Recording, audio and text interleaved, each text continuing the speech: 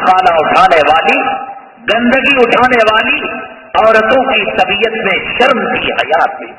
تم ماڈرن کتی ہو، ماڈرن سور کی اولاد ہو، خانہ اٹھانے والی عورتوں کے چہروں میں حیا. میں اللہ کی قسم منبر رسول پر کہہ رہا ہوں کہ میں بھی دیکھنا چاہتا. اس کے چہرے پر گھونگھٹ ہوتی تھی، شرم و حیا کا پردہ لٹکا ہوا رہتا تھا. اور آج برقع، کس چیز کا برقع؟ بلاک برقع. یہ کون سی بخاری میں ہے، کون سی ترمذی میں ہے معلوم نہیں. چل پڑا تو چل پڑا. اب بچوڑو تو تقریباً 80 یا 90 لیٹر کٹا سالن اس سے نکلتا ہے. وہ دھلنے کا نام نہیں، وہ ایک چادر ہے جس کو ٹانگ کر سامنے ہک ٹوٹے ہوئے اور وہ بٹن کھلنے والے، سینہ نظر آ رہا ہے، نیچے سے کھلا ہوا اندر کا کپڑا نظر آ رہا ہے. ہر عید کو کپڑا ہونا چاہیے، ہر شادی میں کپڑا ہونا چاہیے، لیکن وہ برقع جو جہیز کی بیچ میں آیا تھا، اس کی جوانی کے ڈلنے تک وہی برقع چلتا رہے گا. وہ برقع کیا ہے؟ ایک میلا کچیلا، میلی کچیلی دھرتی ہے جس میں چہرہ کھلا ہوا اور جس میں ہاتھ کھلے ہوئے اور جس میں پیر کھلے ہوئے. آج کی اس متقی پرہیزگار ماڈرن عورت کا موازنہ 1984 کی دیوبند کی بھنگی سے کرو، بھنگی سے، شیخ الحدیث کی بیٹی سے نہیں، شیخ التفسیر کی بیٹی سے نہیں. اب بے حیائی عام ہو گئی تو اب عورت کہتی ہے میں چہرے پر اسکارف ڈالوں تو مجھے الرجی ہو جاتی ہے. کپڑے بھی کاٹ دے، کپڑوں سے بھی الرجی ہوگی. کتی بن کر چلے گی، راستے کا کتا منہ نہیں ڈالے گا تیرے سڑے اور گندے جسم کو دیکھ کر. بلوز پہنو طبیعت خراب ہو جاتی ہے، ساکس پہنو طبیعت مچل جاتی ہے. یہ مزاج بنایا ہے مردوں نے. شریعت میں اس کا تصور نہیں تھا. برائی جب عام ہوتی ہے تو پھر وہ برائی کمال اور پھر جو نیکی ہے وہ عیب بن جاتی. جناب محمد رسول اللہ صلی اللہ علیہ وسلم کے دور مبارک کے اندر یہی چیز تھی. بے حیائی عام تھی. زنا کرنا، قتل کرنا، شراب پینا، یہ سب چیزیں عام تھی. اور بے پردگی پر بھائی اللہ کے حبیب پاک صلی اللہ علیہ وسلم کو نبی کب بنایا گیا؟ 40 سال کی عمر میں. پردے کے احکامات کب آئے؟ بہت دیر کے بعد، قدم و قدم آئے. ایسا نہیں کہ پورا گلوز ڈال لو، ساکس ڈال لو، چہرے پر نقاب ڈال لو، ڈھیلا ڈھالا کپڑا پہنو. مراد آباد میں ہم پڑھ رہے تھے، وہاں ہم نے دیکھا خواتین کا جو برقع ہے وہ سر میں ایک گول ٹوپی کی طرح، پھر وہاں سے ایک ایسی چادر، پتہ نہیں لگتا کہ کوئی مردہ قبر سے اٹھ کے جا رہا ہے یا کوئی حسینہ دوشیزہ نقاب پہن کر جا رہی ہے. صحیح معنوں میں یہی برقع ہے کہ عورت اس کے استعمال کرنے کے بعد نہ اس کی جوانی کا پتہ لگے، نہ اس کی عمر کا پتہ لگے، نہ اس کے زندہ ہونے کا پتہ لگے، نہ اس کے مردہ ہونے کا پتہ لگے. یہ ہے پردہ. اس کو پردہ کہتے ہیں. پردے کے نام پر نائٹی پہن کر، پردے کے نام پر چہرے کی نمائش کر کر، پردے کے نام پر سینے کی نمائش کر کر، میرے اللہ کی قسم وہ بھنگیاں بہتر تھی جو صبح طلبائے دارالعلوم کا پاخانہ تو اٹھاتی تھی، لیکن اپنی عفت اور پاک دامنی کا انہوں نے سودا نہیں کیا تھا. انہوں نے ان کے چہرے کو غیر نہیں دیکھ رہا تھا. بنگلور کی سرزمین کے اندر پردہ عورتوں کی خاصیت تھی. یہ جو بسوں کے اندر لیڈیز سیٹ ہے، آج یہ تصور ہوگا کہ عورتوں کو حق الگ دینا چاہیے، لیکن اس کا مقصد جب انگریزوں نے بسوں کے اندر لیڈیز سیٹ رکھے تھے، پردے کے خاطر رکھے تھے. یہ نہیں کہ یہ یجمانی ہے، اس کے غلام ان کے مرد ہیں، یہ ان کو بٹھائیں اور یہ کھڑے رہیں. اس اچھی چیز کو لوگوں نے غلط اپنا لیا. یہ کہ وہ جو لیڈیز سیٹ الگ کیا انگریزوں نے، مانا کہ ہندوستان کی عورتوں کے اندر اور یہاں کے سماج میں، سوسائٹی میں پردہ ہے، تو انہوں نے جو ہے ایک لیڈیز ڈبا ٹرین کے اندر الگ کیا اور انہوں نے بس میں، ورنہ یورپی ممالک میں اس کا تصور نہیں، یورپی ممالک میں اس کا تصور نہیں ہے۔ شیواجی نگر کی ایک ہاسپٹل ہے، جانتے ہیں نام؟ اس ہاسپٹل کا نام جو بھی ہو، عوام کے اندر جو نام مشہور ہے گوشا، گاپ بہو شین ہے۔ گوشا کسے کہتے ہیں؟ جب بچی بڑی ہوتی ہے، بالغ ہوتی ہے، تو کہتے ہیں کہ بچی گوشا ہو گئی۔ انگریزوں نے ریلوے اسٹیشن کنٹونمنٹ کے قریب ایک ہاسپٹل ہے، مشن ہاسپٹل، اس کی جو قدیم پتھروں کی عمارت آج بھی ہے، اب اسے ایکسٹینشن کر بڑھا کر کئی فلور کر دیا ہے۔ آپ اس کی تاریخ پوچھیے، شیواجی نگر میں اور لشکر میں مسلمانوں کی میجارٹی تھی، پورے بنگلور میں سب سے زیادہ مسلمانوں کے قافلے وہیں پر رہا کرتے تھے۔ تو چنانچہ جب انگریز کی حکومت تھی، ان کے علاج و معالجے کے لیے مشین ہاسپٹل انہوں نے بنائی۔ ایک عورت مرتی مر جاتی، میرے اللہ کی قسم، مشین ہاسپٹل نہیں جاتی، اس لیے کہ وہ جو ہے کرسچنوں کی ہاسپٹل اور وہاں بے پردگی ہے، نہیں جاتی تھی۔ گھروں کے اندر ڈلیوری کیسوں سے موتیں ہونے لگی، مر جاتی عورت گھر میں بچے کو جن کر۔ نہیں، کرسچن ہاسپٹل اور مرد کے ہاتھوں ہم جو ہے بچہ نہیں پیدا کریں گے۔ مجبور ہو کر کرکٹون کی جو مسجد ہے، اسماعیل شیخ، اللہ ان کو غریق رحمت کرے، مسلمانوں کا ایک وقت ان کے پاس گیا، انگریزوں سے ان کے قریبی تعلقات تھے، مسلمان عورتوں کی اس حالت کو اسماعیل شیخ کے ذریعے سے وہاں کے گورنر تک یہ بات پہنچائی گئی۔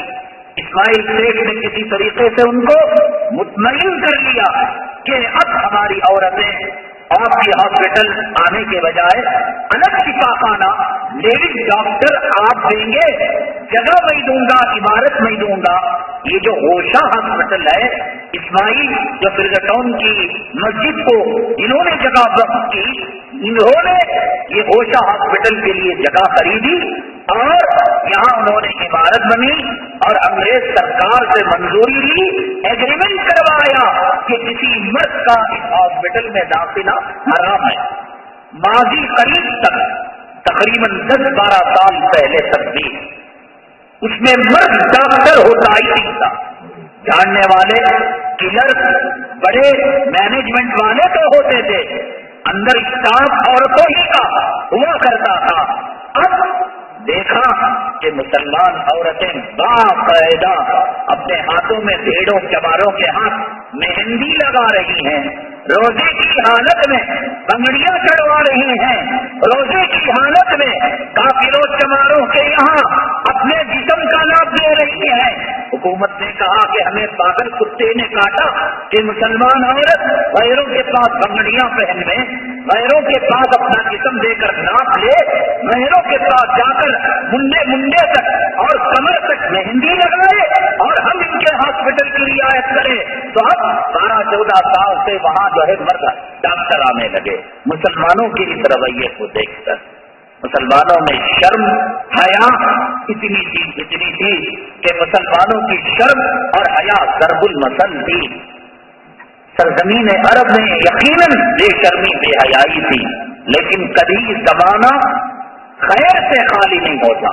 شر جتنا بھی سر چڑھ کر بولے، خیر رہتا ہے اور اسی خیر کے صدقے میں اللہ تبارک تعالیٰ کائنات کو بقا دیتے ہیں، کائنات کو باقی رکھتے ہیں۔ میری اور آپ کی نمازیں، میرے اور آپ کے مسلمان ہونے کو اگر اللہ دیکھتے کبھی کی زمین کو الٹ دیتے۔ کوئی ہے جو راتوں میں رو رہا ہے، کوئی ہے جو راتوں میں مسلح کو سر کر رہا ہے، کوئی ہے جو ہمارے لیے خدا کے دربار میں بھیک مانگ رہا ہے، اس کے صدقے میں ہم جی رہے ہیں۔ سرزمین عرب کے اندر جہاں بدماشی، قتل، شراب، زنا، بے حیائی عام تھی، لیکن مٹھی بھر جماعت ایک وہ بھی تھی جو حیا کو پسند کرتی تھی، شرم، شرافت، امانت، صداقت، دیانت اور اخلاق کے اعلیٰ جوہر خاندان کے صفات تھے، اور اللہ کا کرم یہ تھا کہ وہ خاندان حضرت اماں خدیجہ الکبریٰ رضی اللہ تعالیٰ عنہا کا تھا. عجیب بات، حضرت حسین بن کلاب جو نبی کریم صلی اللہ علیہ وسلم کے پرداداؤں میں آتے ہیں، حضرت اماں خدیجہ الکبریٰ رضی اللہ تعالیٰ عنہا کا بھی جو نسب ملتا ہے یعنی فلاں فلاں، تو ان کے بھی پردادا حضرت حسین ابن کلاب یہاں دونوں جا کر نبی کریم صلی اللہ علیہ وسلم کا خاندان اور اماں خدیجہ الکبریٰ رضی اللہ تعالیٰ عنہا کا خاندان، یہ دونوں ٹرینیں یہاں سے نکلتی ہیں اور جنکشن حسین ابن کلاب جو جد امجد جو پردادا ہیں ان کے بھی اب دو شریفوں کا، دو اعلیٰ خاندانوں کا اور دو امین اور صدیق اور شرافت کے اخلاق کے اعلیٰ معیار خاندانوں کا اللہ کو منظور ہوتا ہے کہ ملاپ ہو، اور وہ ملاپ ایسا کہ وہ بھی قدرت کا عجیب و غریب شاہکار.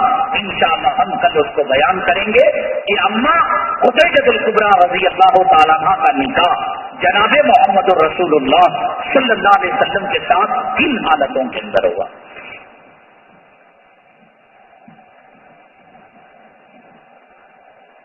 یہ وہی سوال ہے، عورت جو برقع پہنتی ہے برقعے کے ساتھ ہاتھ اور پیر کو موزہ اور دستانہ پہننا ضروری ہے، ہم نے اس کا حکم آپ کو بتا دیا ہے. T V, fridge, credit card پر زکوٰۃ نکالنا واجب ہے. ٹی وی پر بھی نہیں ہے، فریج پر بھی نہیں ہے اور کریڈٹ کارڈ پر بھی نہیں ہے. زکوٰۃ جو نکالنا ہے کیش پر، سونے پر، چاندی پر، مال تجارت پر قرض لیس کر جو بچے اس میں 2.5% آپ کو زکوٰۃ نکالنا ہے. اس کے علاوہ کسی میں زکوٰۃ نہیں ہے. یہ ہاتھ سے مصافحہ کر سکتے ہیں. ہاں، جس کا ہاتھ ٹوٹا ہوا ہو وہ کیا کرے گا؟ وہ قبر سے دوسرا ہاتھ بھیک مانگ کر لائے گا. دو ہاتھ رکھنے والا ایک ہاتھ سے مصافحہ کرنا خلاف سنت ہے. یا نبی سلام علیہ کا جو پڑھے وہ پڑھنا کیسا ہے؟ یہ بدعت ہے. یہ نبی کریم صلی اللہ علیہ وسلم کی شان میں گستاخی ہے، جس میں اے نبی سلام علیکم ان الذین ینادونک من وراء الحجرات اکثرهم لا یعقلون، آپ کو جو بے ادبی سے گستاخی سے پکارتے ہیں یہ لوگ بے عقل ہیں. اس کو قرآن نے کہا ہے. یہ سلام غیر مشروع صحابہ کرام اور اکابرین سے ثابت نہیں ہے. اس کی بڑی تفصیل ہے. توحید اور شرک کے عنوان میں ہم نے یہ کہاں بنا سلام اور یہ کیوں بنا اور مصطفیٰ جان رحمت، یہ جان کون ہے، یہ رحمت کون ہے، ہم نے پوری حسب نسب کا بیان کیا ہے. توحید اور شرک کے عنوان میں شاید آپ کو یہ مل جائے گی بات. نوشاہ بہت سے بڑے لوگوں کا پاؤں پڑتا ہے اس لیے کہ آج جھک رہا ہوں، موت تک تم نہ جھکا تو بول کو پڑتا ہوں میں. یہ سب شریعت میں نہیں ہے، پیر پڑنا اسلام میں نہیں ہے. اگر نکاح ہو تو بارک اللہ لکما و بارک اللہ علیکما و جمع بینکما فی خیر، یہ حدیث کی دعا ہے. یہ دعا پڑھ کر مبارکبادی دی جا سکتی ہے. سمجھ گئے؟ یہ پیر پڑنا یا گلے ملنا، مصافحہ کرنا شادی کا حصہ نہیں ہے. شادی کے بعد اگر مبارکبادی دینا ہے بارک اللہ لکما و بارک اللہ علیکما و جمع بینکما فی خیر، یہ دعا پڑھ کر مبارکبادی دی جا سکتی ہے. شیعہ لوگوں کے گھر کا پانی بھی نہیں پینا. میں نے بتایا کہ پانی شیعہ اور سنی نہیں ہوتا، کھانا شیعہ اور سنی نہیں ہوتا. کسی بھی چیز میں اس چیز کے استعمال کرنے کے لیے دو شرطیں، ایک پاک ایک حلال. اگر یہ دو چیزیں پائی گئی، وہ شیعہ دے، وہ کافر دے، وہ مشرک دے تو ٹھیک ہے. اگر ان دونوں میں سے کوئی ایک چیز نہیں تو مسلمان بھی دے تو حرام ہے. مرنے کے بعد آنکھ، کڈنی وغیرہ ڈونیٹ کر سکتے ہیں، نہیں کر سکتے اس لیے کہ اس کو ہمارے ماں باپ نے ہمیں نہیں دیا اور جہیز میں ہم اس کو لے کر نہیں آئے. یہ اللہ کی امانت تھی جو اللہ نے ہمیں پیدائش کے موقع پر دیا تھا، اب اللہ کی امانت میں خیانت ہم نہیں کر سکتے. آنکھ، کان، زبان، کڈنی، یہ سب اللہ کی امانت ہے. یہ امانت اللہ نے یہ کہہ کر دی کہ جب تک تم زندہ رہو استعمال کرو اور مرنے کے بعد ہم تم سے نمٹ لیں گے. تو اللہ کی دی ہوئی آپ نے مجھے 100 روپے رکھنے کے لیے دیے، فقیر آیا تو میں فقیر کو اس میں سے 1 کوڑی بھی نہیں دے سکتا. یہ 100 روپے آپ کی امانت ہیں. اسی طریقے سے سر کے بالوں سے لے کر پیر کے تلوے تک سارا جسم، اسی لیے خودکشی کرنا حرام ہے. کیوں؟ روح اللہ کی امانت. آپ اور میں کون ہوتے ہیں اسے برباد کرنے والے؟ اسی لیے خودکشی کرنا حرام ہے. اکثر مساجد میں دیکھا گیا کہ قرآن شریف کی تلاوت کرتے وقت ادھر ادھر پھر کے بیٹھتے ہیں، کوئی ادھر گرا کوئی ادھر. کیا قرآن شریف کو پیٹھ دکھا کر پڑھنا صحیح ہے یا نہیں؟ ادب کا تعلق سماج، سوسائٹی اور معاشرے کے رہن سہن سے ہے. یعنی ہمارے سماج میں کلام پاک کو پیٹھ کرنا بے ادبی سمجھا جاتا ہے، تو لہذا کلام پاک کو پیٹ کرنا بے ادبی سمجھا جائے گا. تو ایسے کلام پاک کے حلقے بنا کر بیٹھیں گے کہ کلام پاک کو پیٹنا ہو. ادب اس کو اتنا بیان کرنا تھا کہ قرآن شریف کیسے پڑھنا کیسے نہیں پڑھنا وہ تو حدیثوں میں آ گیا. رہا اس مذہب کا ادب، وہ ہر سماج کا، ہر سوسائٹی میں جو وہ ادب سمجھتے ہیں اس کو ملحوظ رکھتا مسلمان. اب کوئی بولے یہ پیٹ کرنے کے بعد حدیث میں نہیں نازی، قرآن میں نہیں نازی، سماج اس کو عیب سمجھتا ہے. تو سماج جس کو عیب سمجھتا ہے آپ پیٹ کر کر سماج کی نگاہ میں کلام پاک کی بے ادبی کیوں کرتے ہیں؟ قبلے کی طرف یہاں کوئی پیر کرے بس چلے تو اس کا پیر کاٹ دے. یہاں سے حرم شریف کتنی دور؟ ہزاروں میل دور. مطاف کے اندر بیٹھ کر طواف کرنے کی جگہ میں کعبہ نظر آ رہا ہے، دونوں پاواں چیر لے تو قرآن زمین پر رکھو پڑھ کے. ہمارا دل چاہتا ایک پڑھ رکھی کریں اور اٹھا کر لے جائے، لیکن وہاں کا سماج اس کو بے ادبی نہیں سمجھتا، وہاں بے حرمتی نہیں سمجھتا. وہ کہتے کیا ہوا؟ پیر جسم کا جو ہو گیا تو کیا ہوا؟ ارے سینہ نہیں ہو رہا کیا؟ یہ منہ نہیں ہو رہا کیا؟ تو سماج جس کو ادب سمجھتا ہے وہ ادب، اور سماج جس کو اب کوئی بولے جی مکے میں پاوا کرنے کو بیٹھے ہمیں مسجد میں آ کو کرے تو کیا جی؟ وہاں اس کو وہ لوگ بے ادبی نہیں سمجھتے، یہاں اس کو بے ادبی سمجھتے ہیں. وہاں قرآن زمین پر رکھ کر پڑھتے ہیں، پاؤں پر رکھ کر پڑھتے ہیں. یہاں مسلمان یہ کام نہیں کرتا. ایک کپڑا تو بھی رام کے اوپر رکھتا ہے، ایک تکیہ رکھتا ہے، ایک رومال اٹھا کو عورت اونلی رکھتی ہے. اب وہ وہاں دیکھو آپ کو یہاں کرے تو ہر جگہ کا ادب، ہر جگہ کا اکرام، ہر جگہ کا احترام الگ ہوتا ہے. سمجھ گئے آپ؟ کسی جگہ شوہر کا نام لینا بے ادبی اور گستاخی جس سماج میں، تو اس سماج کے اندر شوہر کا نام لینا بے ادبی اور گستاخی نہیں. سینما میں ہمارے رنڈیاں کی اماں بلا کے میں بھی سوچا رنڈی کا پیشاب تھی. جو عورت جس سماج میں جس سوسائٹی میں عورت مرد کا نام لینا جرم سمجھا جاتا ہو، فیشن سمجھ کر اپنے مرد کو نام لے کر بلا رہی ہے، مسلم سماج، مسلم سوسائٹی اور مسلم کلچر کا تو حصہ کبھی نہیں رہا. بڑا مشہور واقعہ ہے تو لطیفہ، لیکن مسلمان عورتوں کی شرم، حیا اور اپنے خامن کا اکرام احترام. ہمارے مولانا نقانی صاحب رحمۃ اللہ علیہ سے ہم نے یہ واقعہ سن رکھا ہے کہ کسی کے شوہر کا نام تھا عبدالسلام، اور بتا دیا کہ شوہر کا خامن کا نام لینا حرام، بے ادبی گستاخی. حضرت نے کہا کہ وہ عورت اس بیان کے سننے کے بعد جب نماز پڑھنے کے لیے کھڑی ہو گئی، تشہد میں بیٹھی تو اس نے کیا کہا؟ السلام علیکم. تو مرد کا نام آ رہا ہے تو اس نے کہا منع کے عباس سیدھے طرف، منع کے عباس دائیں طرف. یہ حضرت نے اگرچہ کے لطیفہ بیان کیا، لیکن اس زمانے کی سماج اور سوسائٹی میں عورتوں کے دل میں مرد کا کیا رتبہ تھا. انو انو کر کر اس کی خبر کاٹ ڈالتی ہے، لیکن مرد کا نام لے لیتی ہے۔ آج جو عورتیں مردوں کا نام لے رہی ہیں، یہ ڈرامے دیکھ کر، حرام زادیوں کو، رنڈیوں کو دیکھ کر یہ لے رہی ہیں۔ انشاءاللہ قیامت میں انہی کی رال جو ان کی شرمگاہ سے ٹپکے گی وہ چھاٹیں گے۔ یہ مسلمان سماج میں یہ کام نہیں۔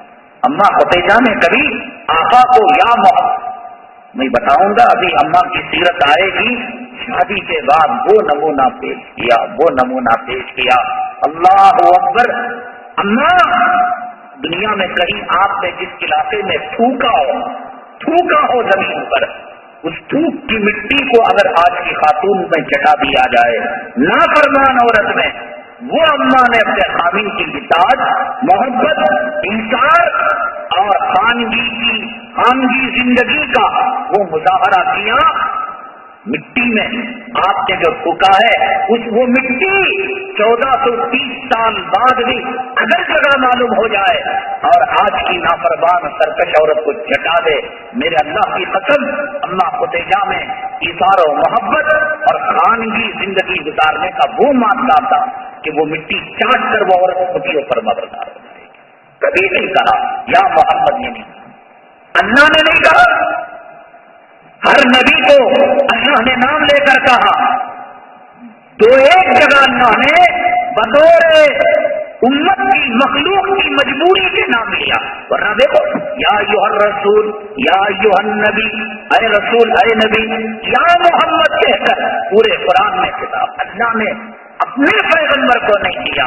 وہ کتنی کتی عورت ہوگی جو اپنے خامن کا نام لے کر بتا رہی ہے، کا سچا ایک بالغ اوپر جاتا ہوگا۔ تو ہے لعنت ہے ایسی عورت پر۔ تو جس چیز کو ادب سمجھا جاتا ہے، آج معاشرے میں مرد کا نام لینا بے ادبی، تو عورت کو نام لینا بے ادبی، قرآن شریف کو پیٹ کرنا بے ادبی، تو اس کا ہم لحاظ رکھیں گے۔ مرحوم کو بخشنے کے لیے دوسروں سے پڑھا ہوا قرآن خرید کر بخشا جاتا ہے، کیا اس کا ثواب مرحوم کو ملے گا؟ پہلے چلتا تھا، پتا نہیں چل رہا ہے کہ ایک آدمی قرآن، ایک عورت کیا کرتی، 10 قرآن 20 قرآن پڑھ کو رکھتی، یہ جا کر اسے بولتے 70-5 روپے لے لے، قرآن مجھے دے دے، 100 روپے دے دے، یہ قرآن دے دے۔ پہلی بات تو یہ کہ یہ کاروبار 3 ہی حرام ہے، ہو ہی نہیں سکتا۔ جیسے اماں سے بیٹے کا نکاح ہوگا، پوری دنیا کے قاضی، امام حرم سب مل کر پڑھائے، وہ اس لیے کہ محلے نکاح ہی نہیں، اماں بیٹے کے حق میں نکاح ہو ہی نہیں سکتا، بہن کا بھائی کے حق میں نہیں ہو سکتا۔ ایسے ہی کلام پاک جو پڑھا ہوا ہے اس کا سودا نہیں ہو سکتا، وہ 100 روپے میں کرے، 1 لاکھ روپے میں کرے، سودا ہی حرام ہے۔ جیسے بیٹے کا نکاح ماں سے نہیں، 100 قاضی مل کر پڑھائے تو بھی نہیں ہوگا، 1 کروڑ روپے دے تب بھی نہیں ہوگا۔ یہ عورت کا پڑھا ہوا عورت کا ہے، یہ سودا ہی بیکار ہے۔ جب سودا بیکار ہے، آپ نے کوئی چیز لی ہی نہیں، بھائی آپ نے ٹماٹر نہیں لیا، گوشت نہیں لیا، تو بریانی کیا بنے گی؟ آپ دوسروں کو اشارے ثواب کیا کریں گے؟ سودا ہی نہیں ہو، فاؤنڈیشن نہیں بنا، بلڈنگ کیا قائم کریں گے؟ کاروبار کرنے والی اور یہ ویپار کرنے والے دونوں کے دونوں اللہ کی نگاہ میں ملعون ہیں۔ اللہ نے کلام میں کہا اولئک الذین اشتروا الضلالۃ بالہدی، یہ لوگ وہ ہیں جنہوں نے ہدایت کو بیچ کر گمراہی کو خریدا ہے۔ فما ربحت تجارتہم، ان کے کاروبار میں ان کو نفع نہیں ہوا ہے۔ بعض لوگ تراویح کی پہلی رکعت امام صاحب ختم کرتے ہیں، اس وقت فوراً آ کر شامل ہوتے ہیں، یعنی مطلب یہ کہ وہ سمجھتے ہیں کہ نماز لمبی ہو رہی ہے، رکوع کی کیفیت سنی آئے، یہ نماز کی بے ادبی ہے، یہ قرآن کے ساتھ مذاق ہے، ان کو شروع سے آخر تک نماز پڑھنی چاہیے۔ خاتون ہیں زینت النساء، بیمار ہیں، اللہ انہیں صحت و شفا نصیب فرمائے۔ کون سا گھر خوش قسمت گھر ہے؟ حدیث میں اس کی 3 نشانیاں بتائی گئی ہیں، وہ نشانیاں ہم اپنائیں تو ہمارا گھر بھی خوش قسمت ہو جائے گا، سعادت مند ہو جائے گا، ہمارے گھر سے نحوست کے بادل چھٹ جائیں گے۔ کافی تفصیل کے طور پر یہ بیان جمعہ کے کئی خطبات میں ہوا، کہ خوش قسمتی کی 3 وہ نشانیاں جس کو جناب محمد الرسول اللہ صلی اللہ علیہ وسلم نے روایت میں بیان کی ہیں، یہ سیڑھی ہے، آپ اس کو حاصل کرتے جائیں۔ جیسے آقا کی حدیث پکی ہے، ایسے آقا کا علاج بھی پکا ہے۔ ایک صحابی آئے، شکایت کی کہ میرے پیٹ میں درد ہے، آقا نے کہا شہد استعمال کرو۔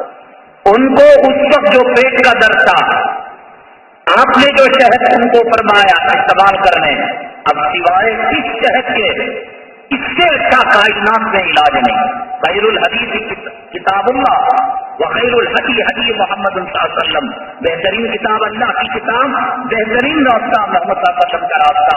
تو جیسے شریعت کا راستہ آپ کا پکا راستہ ہے، آپ نے بہت سارے مواقع پر بہت سارے صحابہ کو علاج کے طریقے بتائے۔ طب نبوی صلی اللہ علیہ وسلم کے نام پر علاج کی وہ چیزوں کو چن کر ہمارے اکابرین نے اس کتاب میں جمع کر دیا ہے، اس کتاب کو حاصل کرتے ہوئے جائیں۔ الحمدللہ رب العالمین والصلاة والسلام علی سید المرسلین وعلی آلہ وصحبہ اجمعین۔ ربنا ظلمنا انفسنا وان لم تغفر لنا وترحمنا لنکونن من الخاسرین۔ اللهم انک عفو کریم تحب العفو فاعف عنا۔ سبحان ربک رب العزة عما یصفون وسلام علی المرسلین والحمد للہ رب العالمین۔